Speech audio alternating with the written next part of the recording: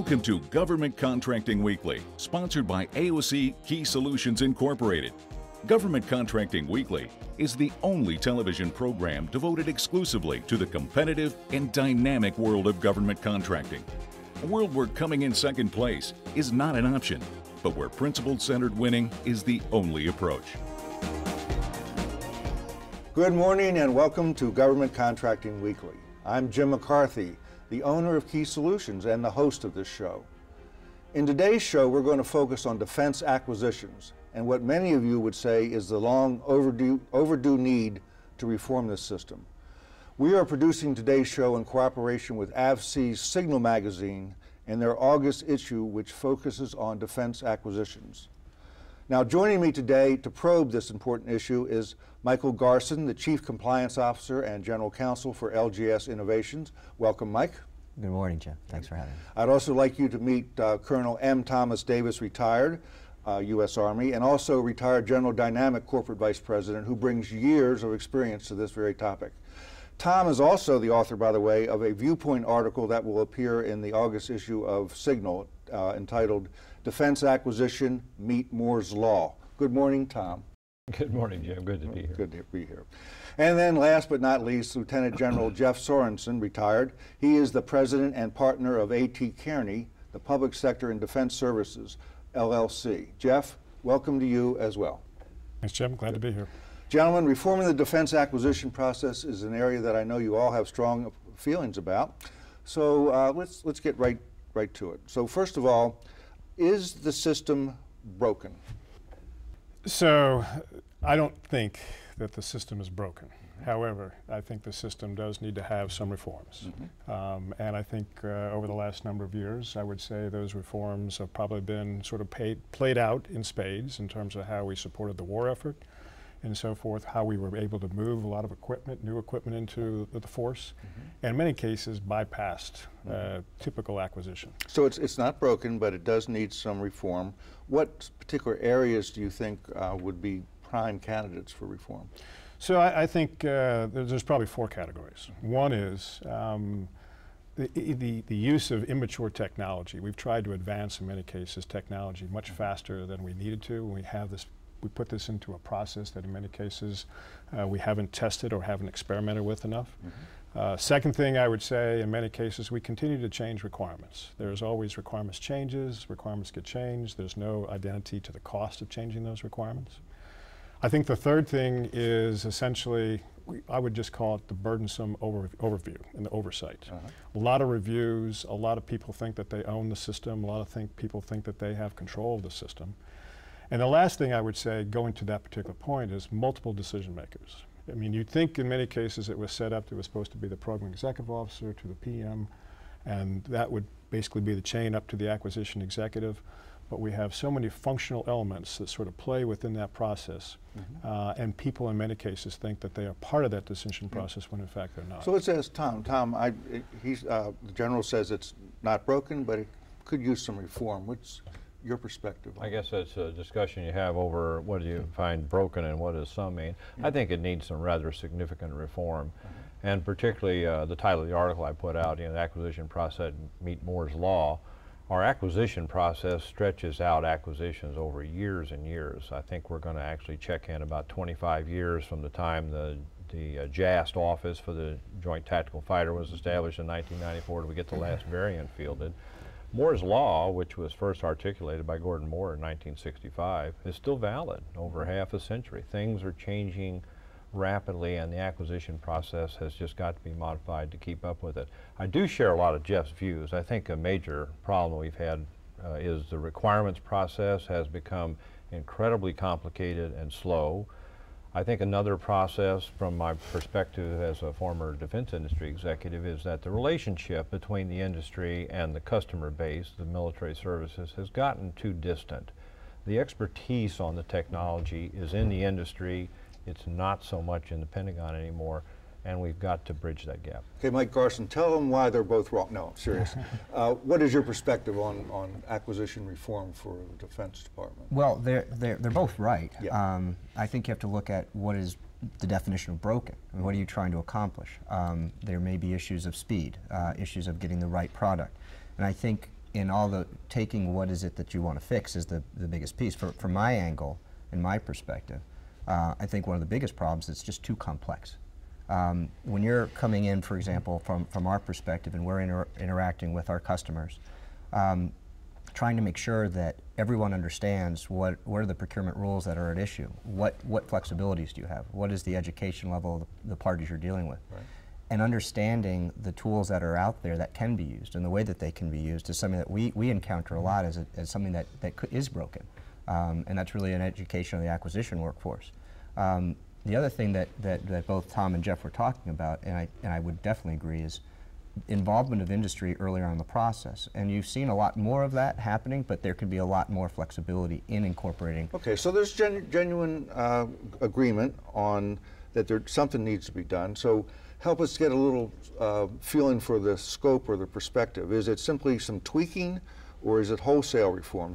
For example, does the FAR and the DFARs need to be thrown out and started over again? What do you think?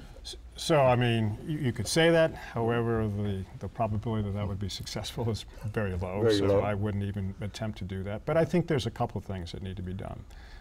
In the budgeting process, number one, I think Congress needs to do a little bit of loosening in terms of trying to overarch control on particular programs. Like I go back to what I said earlier about the decision-making process. Too many people think they're in charge. And as a result, the decision-making process does get extraordinarily complicated in terms of who actually is producing some. So I think, on the budgeting process, there's probably a need to sort of loosen up a little bit of the control there. I think at the DoD level, that if they just begin to look at those particular processes that they are now executing and get rid of them. We did a comparison in the commercial market, just, if you will, major aircraft systems versus ACAT-1 programs, and found out that the cycle time for government programs is roughly somewhere between 30 to 40% more than you'd find, if you will, in the commercial sector, going back to what Michael said. And quite frankly, it's those things that under the control of Congress, under the control of DoD, and in many cases you could get the PEOs and the PMs to be more incentivized to, if you will, reduce the cycle time. Got it. And I think that would go a long way to sort of improving things. Okay, gentlemen, we're going to step away very briefly for a commercial break, but when we come back, I want to pick up on that very thread, so bear with us. So, did we win that government contract? We did. And? And now we've got to deal with the regulatory hurdles. Well, good luck with that. When the government's your client, you need to play by their rules. Ah, and the rules change more than you think. Exactly. We need someone who's done this before. Plus, it's complicated, so we're going with BDO. BDO? People who know government contracting know BDO. AFCEA has been bringing government and industry together since 1946. By joining AFCEA, you will reach the decision makers and become part of the discussion. You'll increase market visibility, gain market insight, receive discounts on AFCEA member services and events, and manage and engage corporate associates. AFCEA is the association of choice. Join today at www.afcea.org.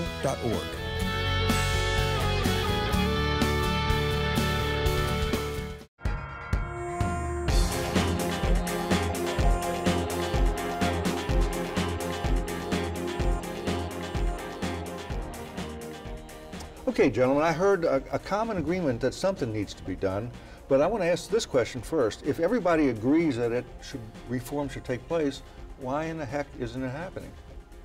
Well, I'd like to say, Jeff, I think, hit on a key thing, which is, one, there are just too many stakeholders with too many interests, many of them artificial.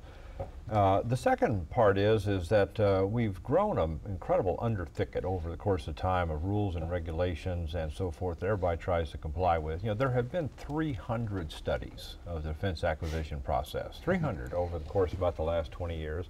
And out of those 300, each has put a little something else into the system. Few have taken anything out. So we've got an awful lot of things that have just built up over time, and every time you get one, there's a bureaucracy and a system that builds up around it. Just to take one point Jeff mentioned, I did a study several years ago about the introductory process that makes all this happen, the program planning budgeting system. The amount of reviews that go on after the POMs from the services are submitted to OSD is basically a 4 or 5 month effort, and the result is less than 1% change to what has been submitted. Now that's an awful lot of time, effort, and energy, staffing, opinions, meetings, and what have you, that I think could be cut right away and very fruitfully. The last thing, again, I'd like to make, just from, as I say to many people, I've kind of looked at life from both sides now, to steal a line from Judy Collins from days gone by. The relationship between the department and the defense industry that supports it has to be much more collaborative and cooperative and conversational than it is.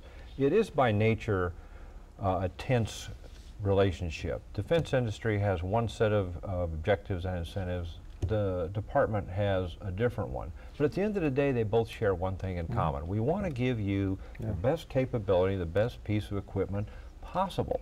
So the incentives between the two of them to get the best value for the taxpayer and to get the best return for the shareholder have to be better understood by both sides. So let me ask you, Mike, can I ask you this question? Sure. You know, Tom mentioned the 300 studies. Why should we have any hope that the 301st study, if you will, is going to make a difference? Well, we should. Okay. And I think that's where I think Tom was headed. And what Tom was pointing out is you do have, and to your original question, why is change not happening?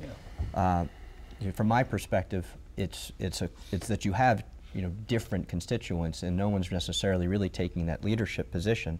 And all constituents need to take that leadership position of stepping back and saying, what is this that we really need to do? And you've seen this occasionally with different blue ribbon commissions that come out that are commissioned, but it's actually individual leaders within agencies, within the companies, to actually be communicative, to actually try to improve the relationship that they have. And there are different people in different agencies particularly who have done that, but who's willing to step up, who's willing to actually try to make the changes, be a little bit more perhaps aggressive in making change within the systems that are there. That's a hard thing to do. And that's where I think that's why the change is not happening. So I would just sort of add to these 300 studies. I think if you go back and look at the 300 studies, most of those studies are repetitive. They've kind of said the same thing. So the question really becomes, why haven't you implemented what the studies have sort of recommended? So why haven't we implemented the studies? I mean, so that's a good question. I think in many cases, I'll go back to what Michael said. I mean, you get these recommendations, and then all of a sudden, all the functionals basically. Who's going to do it? They come down and they kind of say, wait a minute, I'm agreeing that ought to be changed, but not the testing, or not the maintenance, or not the supply, or not this process. Right. So everybody has this ownership, and I'll just go back to the same thing, and I think Tom mentioned it earlier. The issue becomes if we would become more commercial-like. Again, going back to some work that we've done as well, you look at the number of processes here, 200. Okay, within the government, that same particular methodology in the commercial sector, about 50, okay? And so the question becomes, what are those other 150, and were they value added? I'll go back to what Tom said. That 1% difference in terms of the POM, I don't know if it's 1% or not, but I would say those additional meetings had no value added to essentially what was being done. So a lot of it has to do with basically getting most of the people out of the room and saying, you're responsible, you're responsible, and you're responsible. All these other people are not. Okay, Mike, in the time we have, about a minute left, what would you say, of all that we've heard, is the root cause for why reform has not happened in the past? What's the primary cause of that, please? I think it's too many constituents. Too many constituents. There's too many cooks in the cooks in the kitchen, which lead to not a lot getting done. And that's your standard recipe for inefficiency. There needs to be some level of chain of command and some direction that is going to put into place the need to actually put the improvements that are needed, and a timeline for that. Setting actual targets, and not worrying about necessarily the repercussions so much as saying, we're trying to make the improvements. That's where I think is the biggest Okay, issue. well, gentlemen, we're going to step away again, but when we come back, we want to get to some specifics. Okay, what specifically should be reformed? What's the top priority that each of you think that should be taken on first? And we'll be right back. The Government Technology and Services Coalition and AOC Key Solutions are proud to announce an outstanding recipient of our Mentor Awards. L3 National Security Solutions has worked with 16 small businesses since the inception of their Mentor-Protege program in 1997. The L3 program provides training in key areas, including recruiting, process development, business strategy, and certification assistance. And it's working. Recently, Inticon, one of L3's proteges, won the National Prime Contractor of the Year award, chosen from a field of 28 million small businesses. Congratulations, L3, and on behalf of the Government Technology and Services Coalition and AOC Key Solutions, thanks for lending a helping hand.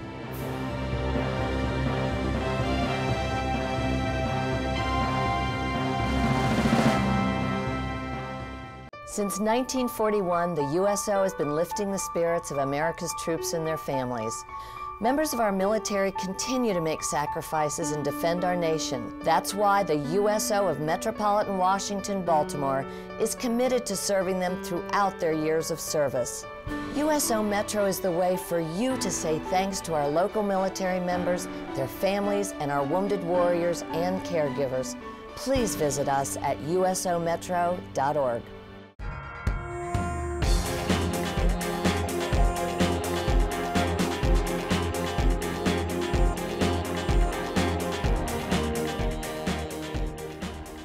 It would seem to me, this is my perspective, that during the war, the acquisition cycle was more flexible, more agile, more responsive, and quicker. So if we can do it then, why can't we do it now? Opinions? My opinion, I think in many cases the war was a good forcing function. I mean, at that point in time, soldiers had a lot of needs, and if it was good enough, it went.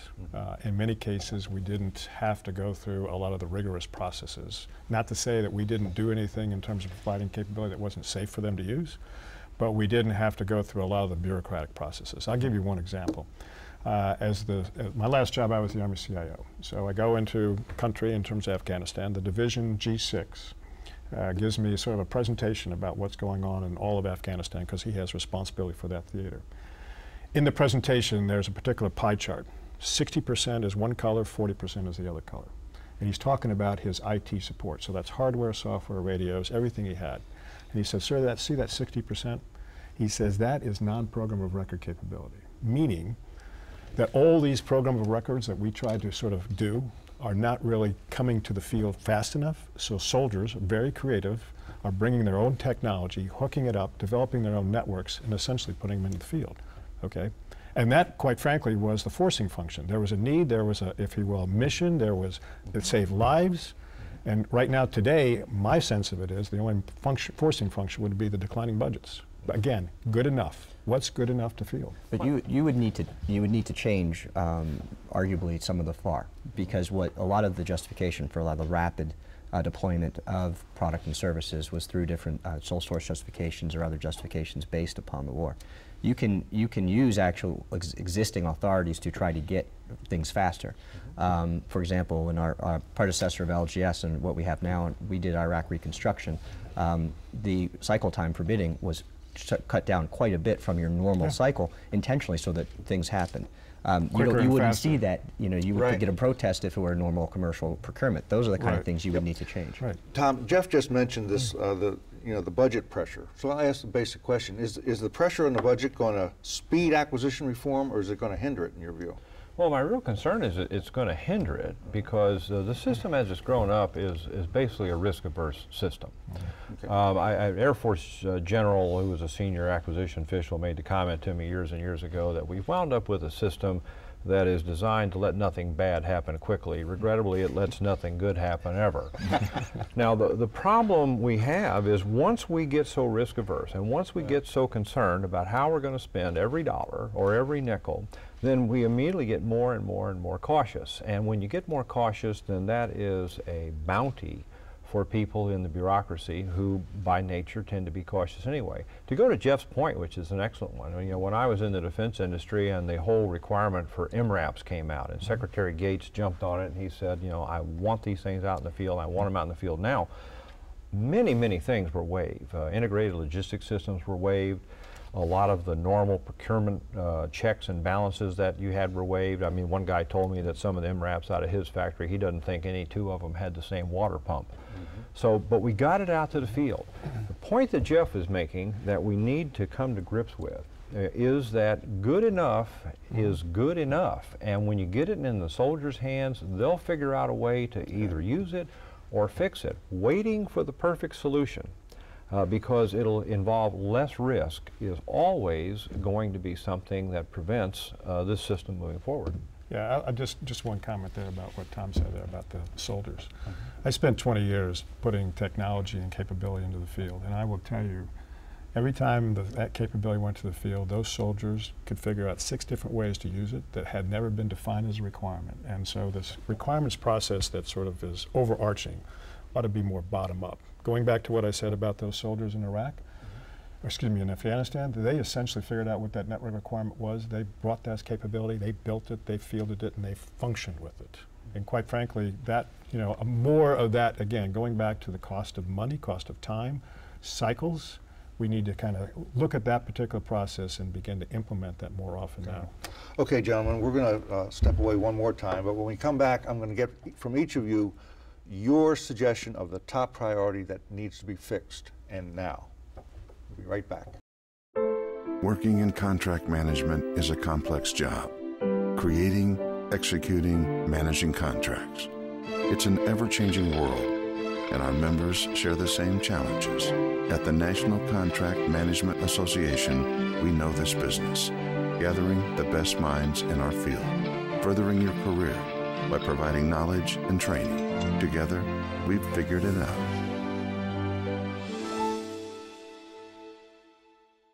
Question for you. Do you lack an overall effective win strategy? Hi, I'm Jim McCarthy, owner of Key Solutions. For over 30 years, KSI has helped clients win or retain over $130 billion in government contracts by providing the keys to winning. Now, if you're chasing a must-win contract, visit aockeysolutions.com and click on Contact Us. It's a tough market. Don't go it alone.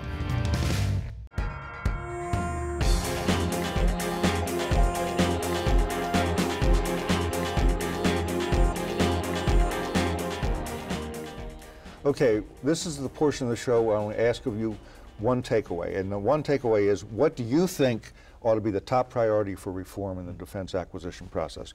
Mike Garson, what's yours? Top priority is changing the way that the industry and government communicates prior to solicitation and actually during the bidding process. Need to be able to have a lot more robust discussions with actual interested vendors that get into the depth and substance of what the government's actually wanting to buy, so that getting down the road, the actual procurement accomplishes getting the equipment that the government needs. Very well. Tom, your one thing. Somewhat related to what Michael said, a complete scrub of the requirements process. It's gotten far too complicated, requirements are far too unstable, and when they come out, there's far too little understanding on the side of the government customer about what they want and what it'll cost and what the play of technology is.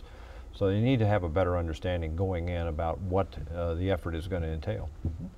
Okay, Jeff. So I would just say one particular thing would be part of the budget process, specifically around the procurement of IT. You know, we essentially deliver a president's budget in February, and then we don't execute it till almost 18 months later. Well, in 18 months, a lot of things change in terms of the world of IT. And trying to be clairvoyant to define what those requirements are and put those into sort of programmatic documents that you are now going to execute, to me is just kind of silly. When we would get those particular budgets, we would have to spend, again, going back to processes, a lot of time reprogramming. Once we received that budget authority to go buy it, reprogramming, because what we had basically planned to do, we're not doing anymore because the whole world of IT had changed. Okay, well, there you have 3 suggestions of what we ought to tackle first. Before we say goodbye, gentlemen, we're at that portion of the show where we like to answer viewers' questions. So let's take a quick look at a response that I previously taped on the subject of lessons learned.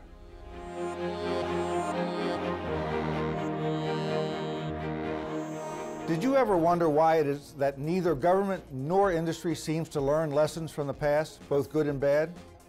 Well, you can be sure that many of our viewers have. And one answer is that the government contracting sector lacks a common enterprise-wide system for collecting, storing, and sharing the keys to past procurement failures and successes. Here is one proposed remedy.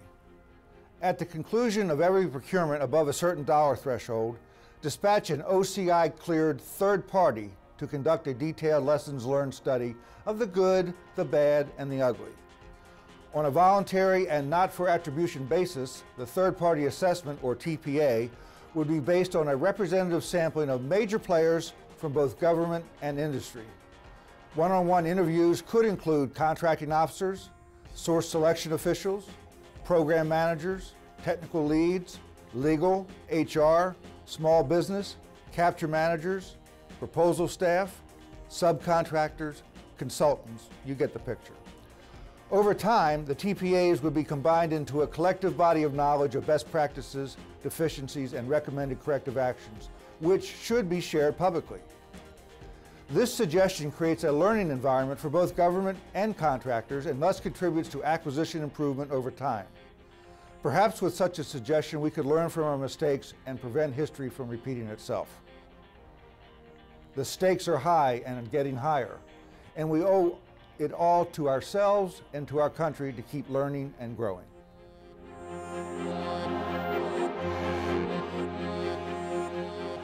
I've heard it said that defense acquisition is like the weather.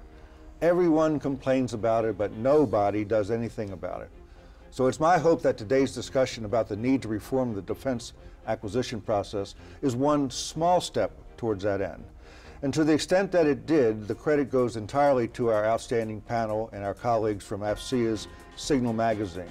Signal, by the way, will be hosting a defense acquisition modernization symposium titled Better Buying Power, Do We Have It Right?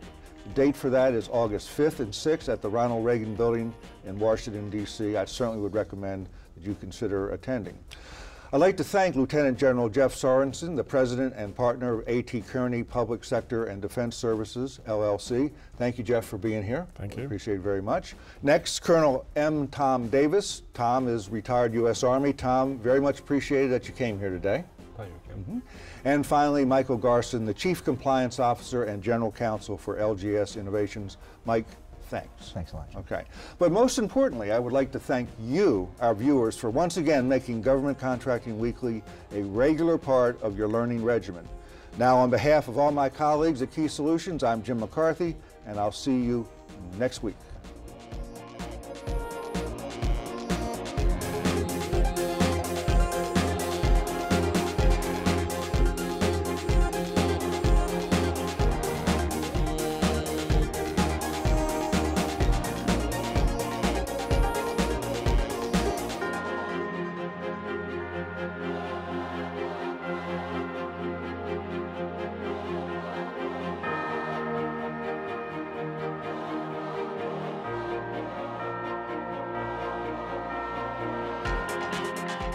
You've been watching Government Contracting Weekly, sponsored each week by AOC Key Solutions Incorporated.